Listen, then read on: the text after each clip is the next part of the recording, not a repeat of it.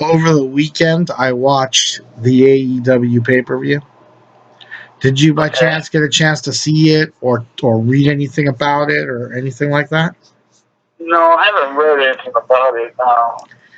My computer's down right now. I don't have a computer. Oh, that's right. That's right. Richard, it was pretty good. Oh, it was? Yeah, okay, so CM Punk's coming. Well, I feel to AEW? To AEW, I feel he's coming. I'll tell you why. They teased the hell out of him for their next pay-per-view. So their next pay-per-view is called All Out.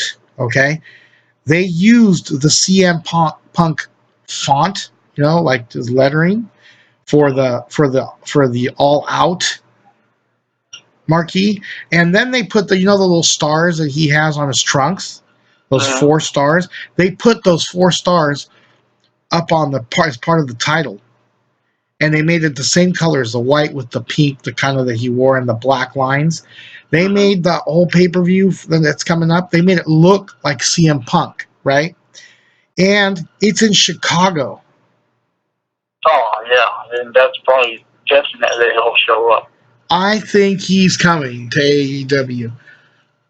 But I watched the pay-per-view, and I was extremely impressed. It was entertaining. It was exciting.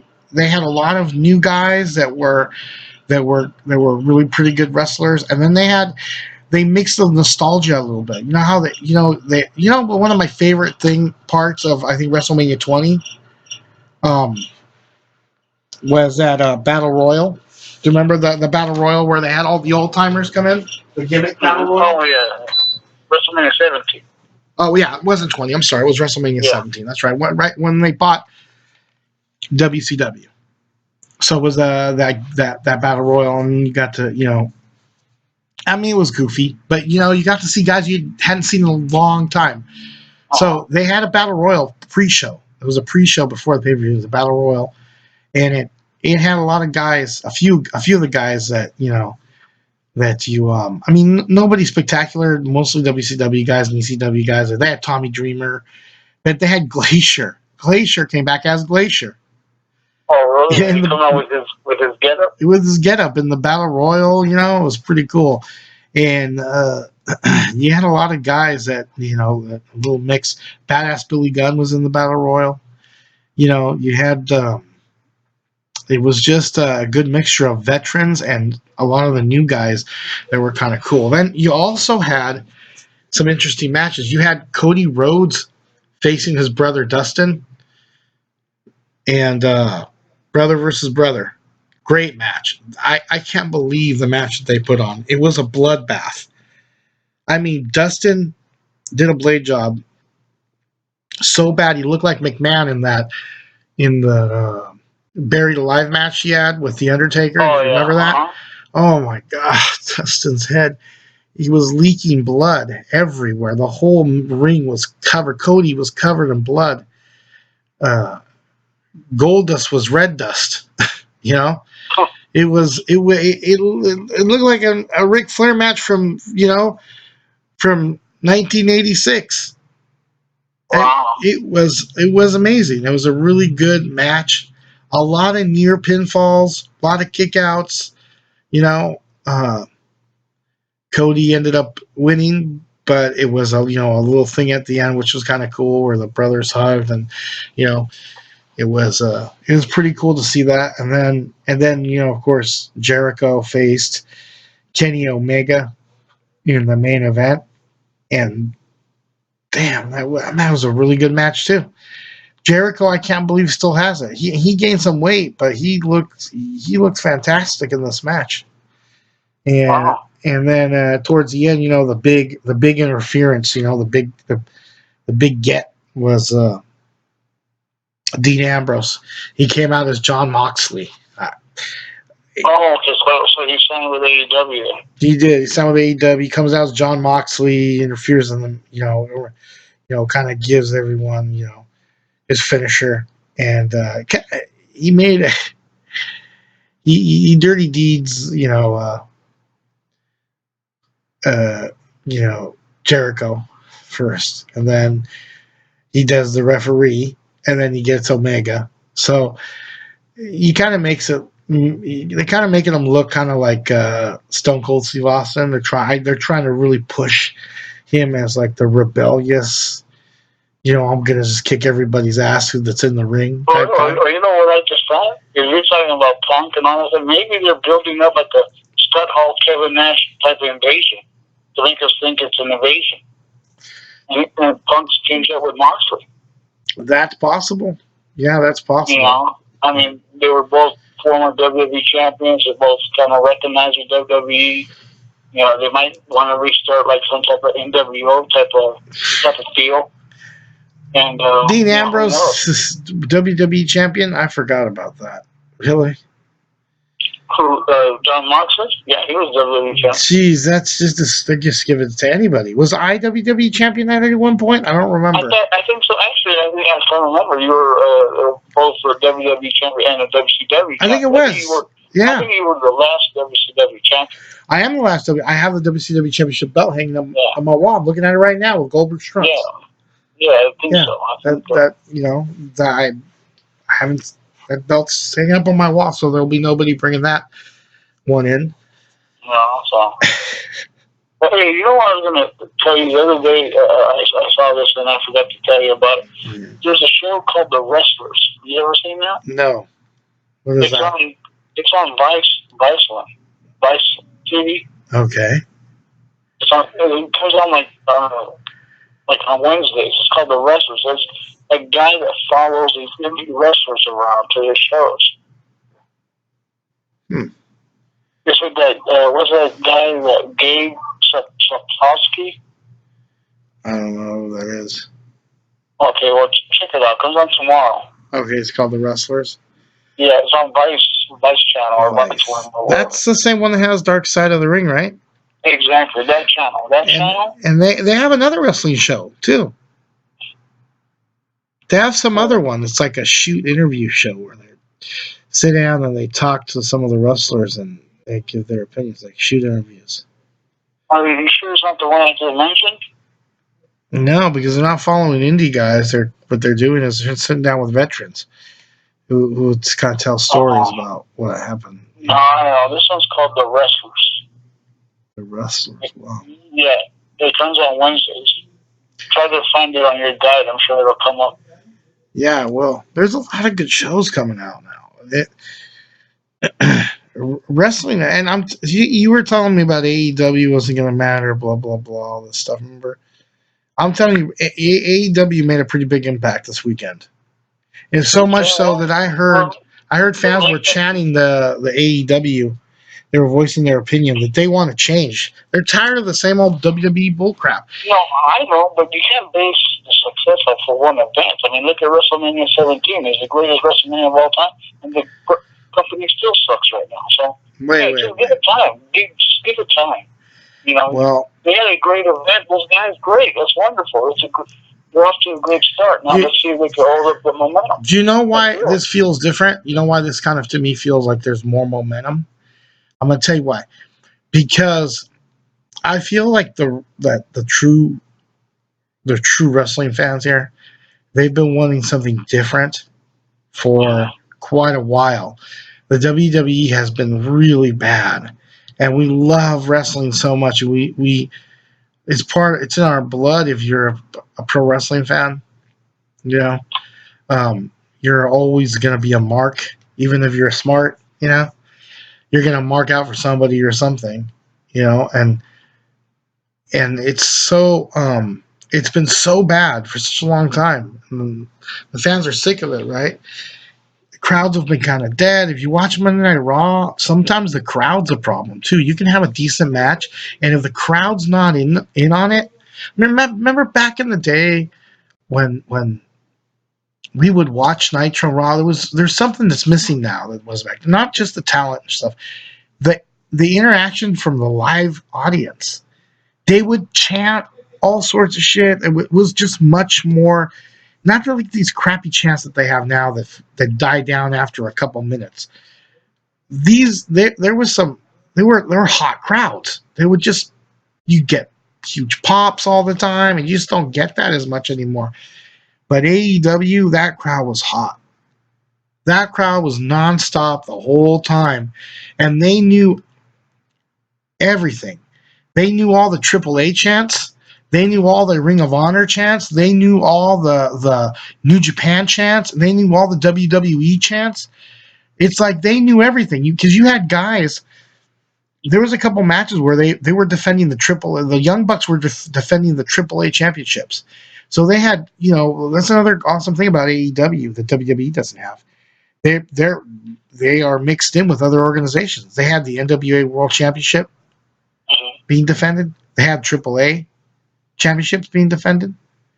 You had Japanese wrestlers there from New Japan. You had Mexican wrestlers there from AAA. You had wrestlers representing the NWA, and all of the fans they knew all the chants, and they were like really. It was a really hot crowd.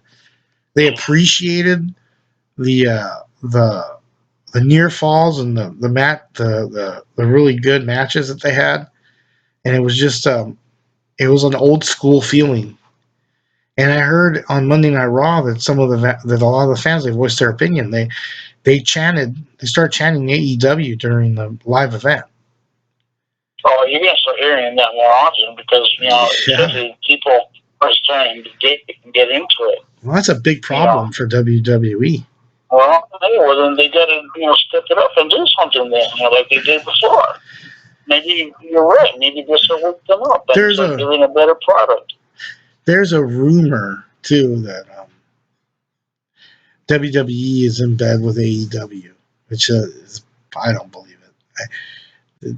The Cody Rhodes, Dustin Rhodes match had Cody come out, and there was a big throne like for Triple H, like a Triple H entrance throne, what somewhere Triple H would sit in, with that like iron cross thing.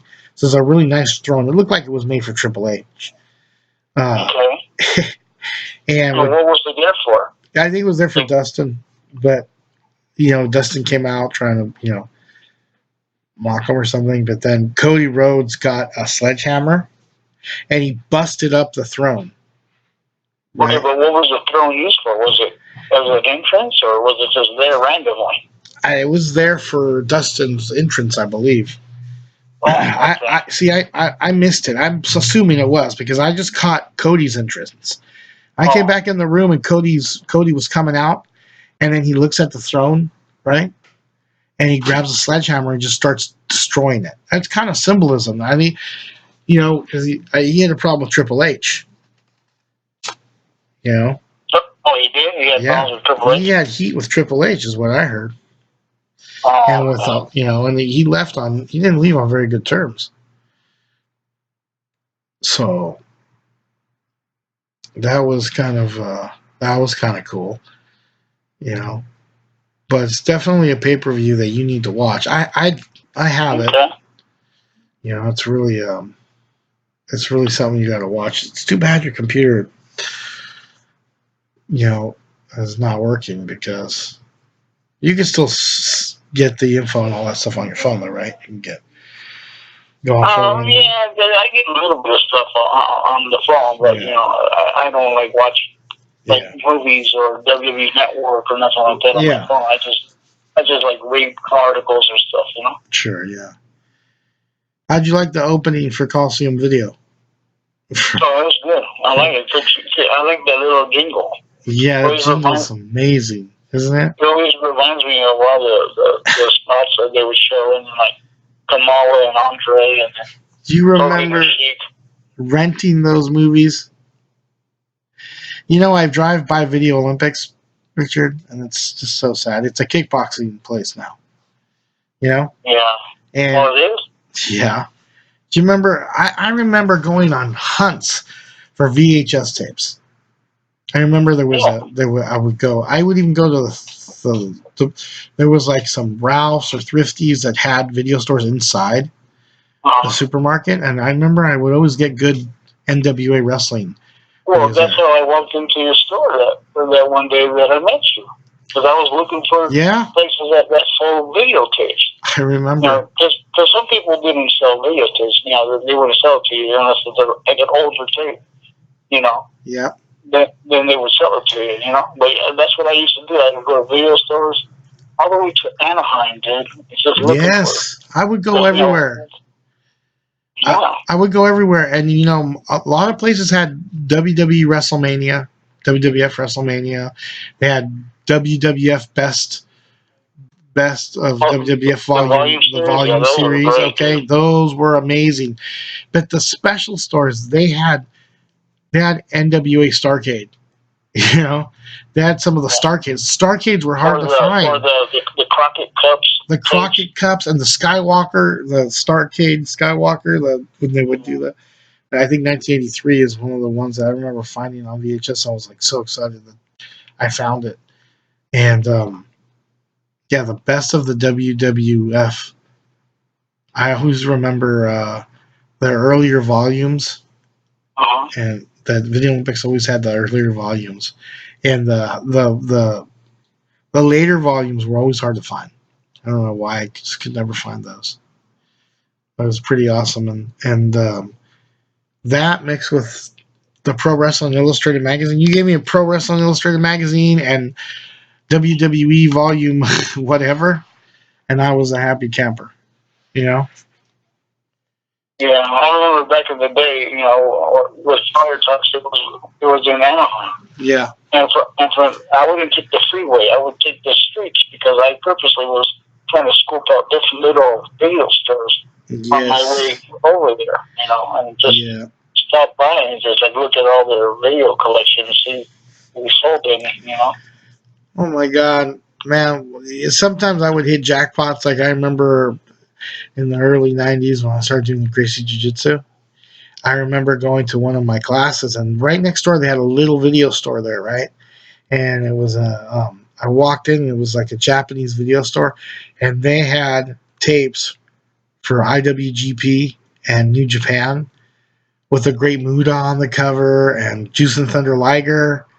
And Antonio Inoki. And Misawa and Antonio Inoki, yeah. And oh man, those were so awesome. I remember I used to pay a lot of money in late fees because it was far away. I would rent it for 4 or 5 days, even though it was like a 1-day rental. I'd bring it back 4 or 5 days later and end up paying a lot of late fees, but it was worth it. I remember I would get them and I would tape them. I'd have a double VCR and I would get a blank tape and I would tape them. You know. I remember I walked into your Video Olympics one day, that first day, and I saw you had the wrestling up on your screens up on the top. I'm thinking, oh yeah, this is the place. Yeah. You know what was funny is a lot of those were my mixtapes. I used to make mixtapes for wrestling. I would I would all your favorite matches on the tape. Not just favorite matches, but I would have a long old like a video of just moves. I'd have different moves. I'd have Goldberg doing the spear and Austin doing the stunner, and I would have, some of the just moments, after one after another, and I would make tapes like that. You know what? I think it's sad that there's no more video stores anymore. I know it is sad. There was just something about going to a video store like on a Friday, and like remember when when the video wasn't there, you had to like put your name and your little phone number, and then the store would call you and say, "Hey, come get your copy. It's here." Yeah, I remember. Those were kind of cool, to just go and look around and take a look at all the videos that they have or whatever. And then, just like you said before, you said, be careful what you wish for, you just might get it. Like back in the day, if you would have told me that we would have something like the WWE Network, where I could just turn on my TV, go to a year, and then go to a pay-per-view in that year, and then go to a match in that pay-per-view in that year, and hit play and watch just that match. And I can do this at my fingertips. Have all these federations, the WWF, WCW, ECW, the AWA, all at my fingertips. World Class Championship Wrestling. I would have been like, that's a dream come true. Like, that's awesome. And even though it is awesome, it's because of stuff like that now that we don't have. There's no more hunting for this stuff. There's the trash, there's no more tapes. Not even any more DVDs. Really, it's everything is just at your fingertips. Even digital downloads are kind of a thing of the past. Everything's streaming now. Yeah, Everything's loaded up somewhere, and they got the WWE Network, and now they're gonna have the Disney. The same thing is gonna be done with all the Star Wars movies and Avengers movies, and everything's gonna be. Like even like let's say they did away with videotapes, it would still be nice to have like a DVD rental store. You know what I mean? Yeah, I'm surprised they even still sell. I'm surprised they even still sell DVDs. Walmart's got DVDs, but they cannot sell them. The only way they're able to sell them nowadays is by putting a toy with them. I mean, they offer a toy and a digital download version of the movie as well. Because you just cannot make money just selling. No one will buy just the movie. They need to have something with it. Well, because they know that in a couple of months or whatever, it's going to be either on their cable television or it's going to be on a streaming service, and they don't need to buy it physically. They don't. Yeah, they don't need to waste some money on it. People will just wait. That's what I was telling another buddy of mine who was saying that, he was complaining that people who download illegal pirate movies and stuff like that. And I'm like, well, these companies, they did that to themselves. They became greedy. And when you become greedy and you start overcharging people will find a way to get it. Yeah, I mean, somebody would rather download a movie than go pay for a movie ticket when they're so expensive. So people are going to stream pay-per-views because, they're paying $60, $70 to watch a Mike Tyson fight the last 30 seconds. That's highway robbery. And then you think they're going to buy it the next time? No, they're just going to... one person's going to buy it, and they're all going to share and go to somebody's house, and 30 people are going to watch one stream of it, or they're just going to just try to download it, or it's just too bad. So nowadays, you just go to a website like ESPN or whatever, and you just read the results. Yeah. Before, things weren't released right away. Well, you remember with the Pro Wrestling Illustrated magazine, we were talking about that earlier. After WrestleMania, it was like a month later that the magazine covered. You know what I mean? I know. And then cover it immediately.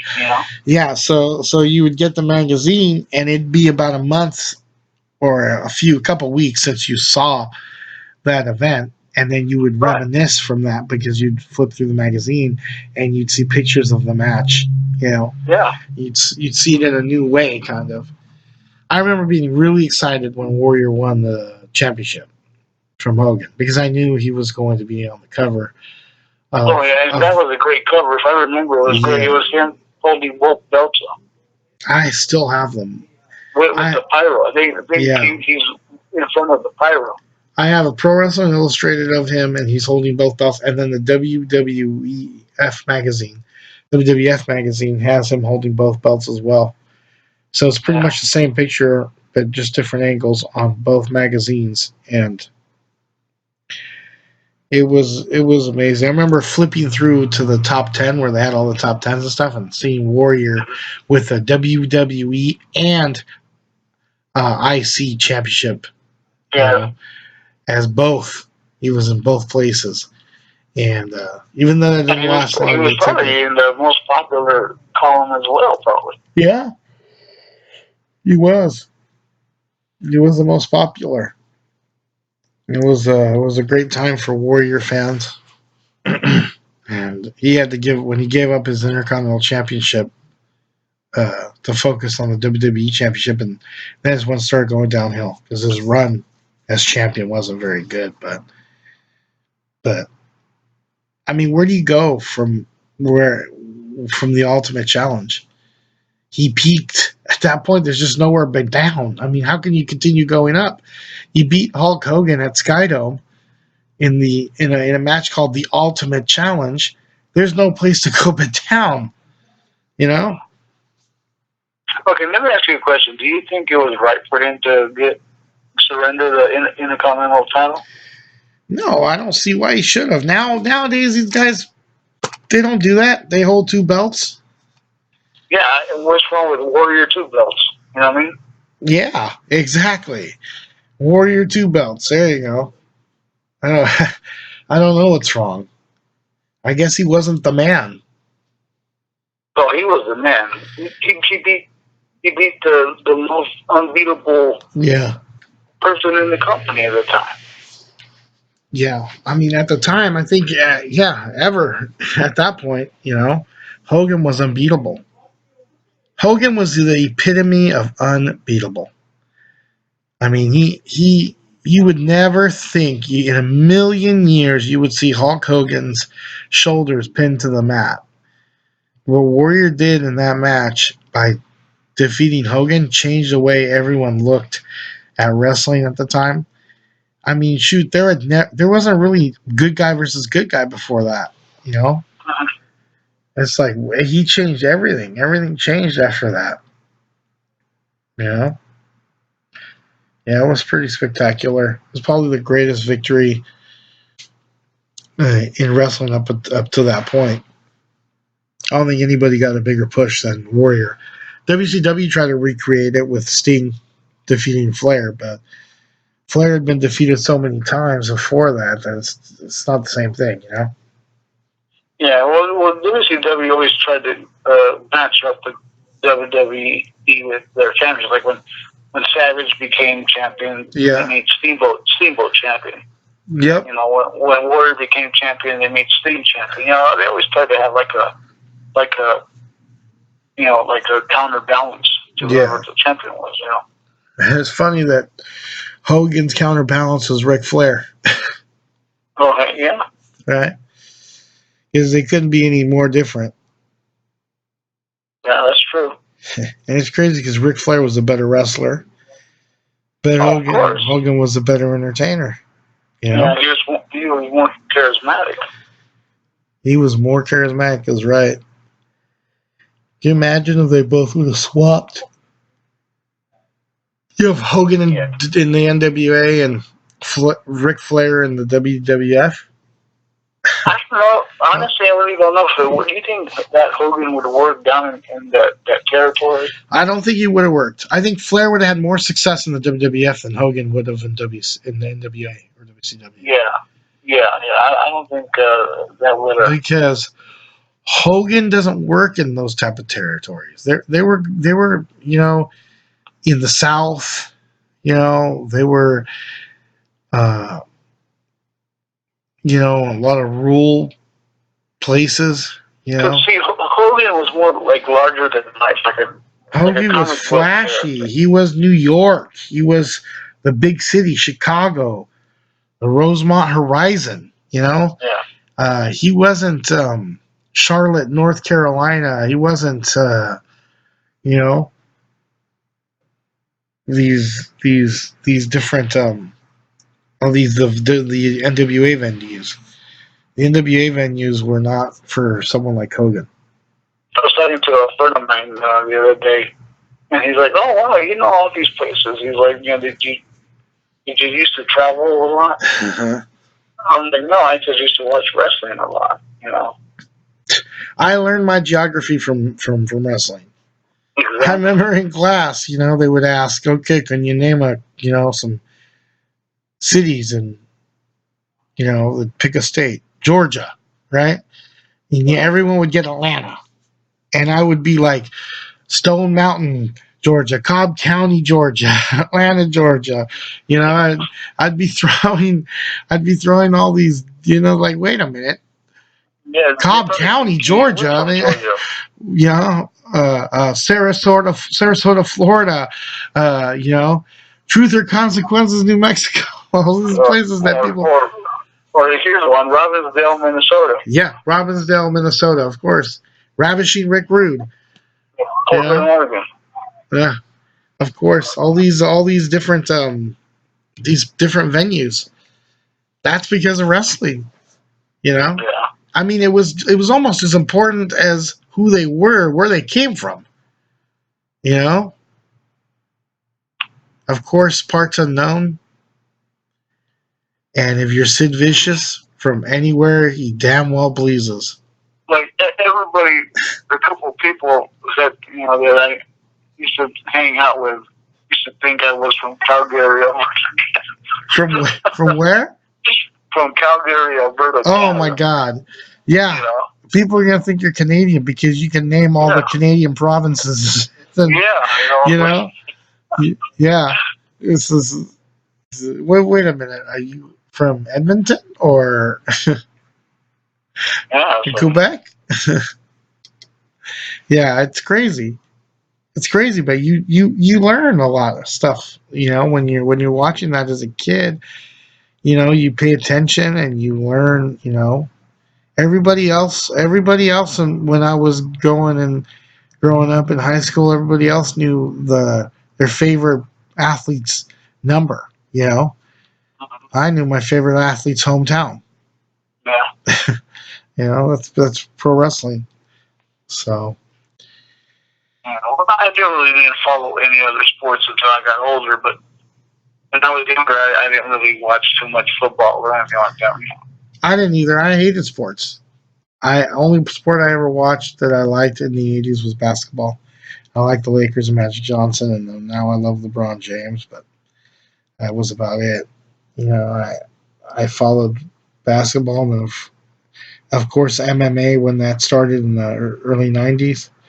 I loved MMA, but wrestling has always been number one and will always be, no matter how bad it gets, I will always watch wrestling. It's been a part of my life for way too long. It's just, Yeah. I don't even remember, and I don't remember a time. It's funny because when you say wrestling, people are like, "Well, don't you know it's fake?" Oh my God, I'm so sick of that. It's like I don't even think of it as fake or real. I think of it as like any other movie. If I'm not sitting there watching Avengers Endgame thinking if this is real or fake. I'm just watching it and enjoying it.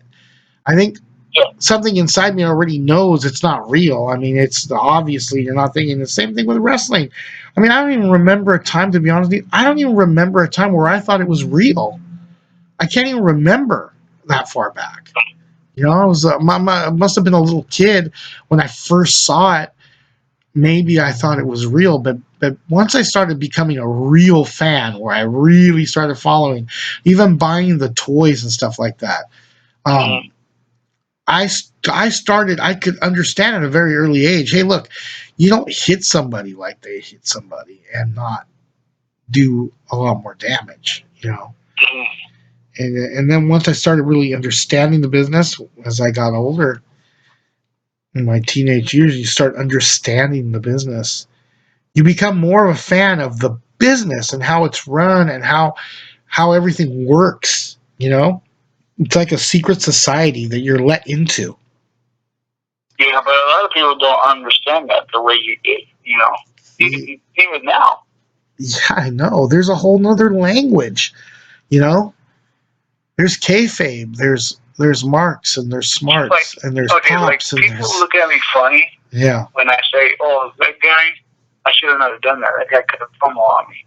When I see stuff like that, people look at me like, "Well, what are you promoting?" Yeah. They don't get what I'm trying to say. Yeah, and I know you. If you're a wrestling fan, you're going to use the wrestling's language. I mean, when someone gets mad at you and they fucking blow up and start yelling at you and all this stuff, I know I've heard you say it before. Hey, you know what? So and so just got all pissed off at me and yelled at me. And just embarrassed me in front of so and so. You were not going to say that. The way you're going to talk is you're going to be like, "Oh my God, you should have seen Anthony the other day. He just cut a big promo on me in front of everybody." You're going to use words like that. When you describe someone's reaction. Oh, that's you say pop like a what a they popped for him. Or when you talk about someone trying to to fool you and use some stupid, some sort of routine or something. You know that's a gimmick. Or you're trying to use this gimmick on me. This is the gimmick that you're trying to use. Like when I went to go buy, when you go buy a car, oh, this is your gimmick, right? This is your gimmick. You're gonna go get your boss and pretend that you come over here and then you use the same gimmick over and over. So these are words that you learn from pro wrestling. At least that I learned from pro wrestling. You know what? I find it very difficult. Like when I'm explaining wrestling to a person that doesn't watch wrestling. Yeah. And I'm like, oh, they're just, like they'll say something like, oh, well, why do they do that? I go, well, they're just doing their spots. They're taking their spots. Yeah. And it's like they don't understand the flow of what wrestling really is. They just think it's just like some cartoony thing. But no, there's a method to it. Pay attention, watch the movements. It's watch what they're doing. There's unbelievable. So here's the thing that's the most incredible about wrestling, and I can't tell you, Richard, how much more I appreciate it now that I do podcasts. Okay, when I do my podcasts, I'm not doing them live, right? So when I talk and I mess up, sometimes I've had to stop and do it over 8 or 9 times. Where I'm just saying a simple sentence a lot of times when I open my podcast, I'll say, welcome to Franchise80s.com, or even something as simple like that, where I'll say something like that. Sometimes I'll have to do it 4 or 5 or 6 times because I mess up or I didn't do it right. Right? Uh-huh. They get one take. That's it. Once you mess up, you're screwed. Uh-huh. They do pretty good with just one take. Day in and day out, 365 days a year, they do this with only one take. And their timing has to be perfect, with not just with their interviews and everything they do, but their matches, the wrestling matches. They got to be perfect. Their timing's got to be perfect, because if you mess up one thing, it's like a domino effect. You don't just mess up one move, you're going to mess up the next 8 or 9 moves, because it's all in succession. It's all chained pretty much. Yeah. So it's tough. I think it's, once you really get to know it and understand pro wrestling, it's one of the most interesting and intriguing businesses, or most entertaining things to watch, because you watch it not just for the storyline, but you're watching to see the genius of some of the people who are sitting in the back who put it all together. A lot of times the people who are sitting in the gorilla position, those people's genius minds, and how they were able to work, and how they were able to come up with the finish, they were able to come up with this great storyline. That is the stuff that's most intriguing to me. Those are the guys I respect the most. The Michael Hayes, the Dusty Rhodes, all those guys. And also, no matter if they're headliners or not, the 2 guys and the 2 gals that are in there doing that, pulling it off, they deserve a lot of credit too. I don't care who they are. It could be Mojo Rawley. Yeah. But they're pulling it off what somebody told them to put together. They're out there. They're bringing to life someone's idea. Yes. Yeah. Basically. So that's basically what it is. Yeah, of course. Even Rey Mysterio Jr. Sure, why not? Because they put their lives on the line, basically. Yeah. And you want to know something? If you are a wrestler, you're always a wrestler. No matter what else you try to do in life, you will always it's such a powerful tool. You will take it with you, and you will use aspects of wrestling in anything you do. You see The Rock does it in movies, and he's a huge success. Okay? I just saw Kane. he became the mayor of, I don't remember what city it was. Knoxville, Kentucky. Knoxville, Kentucky. That's right, Knoxville. And I saw some sort of promo he was cutting for some mayoral event that was coming up, and he used his cane gimmick. He pulled his mask out of a bag, put it on, and he choke slammed some dude through a table.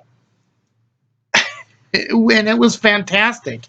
The people there who are used to seeing the normal, boring mayoral events were like in for a treat that day. You know, they got Kane as their mayor.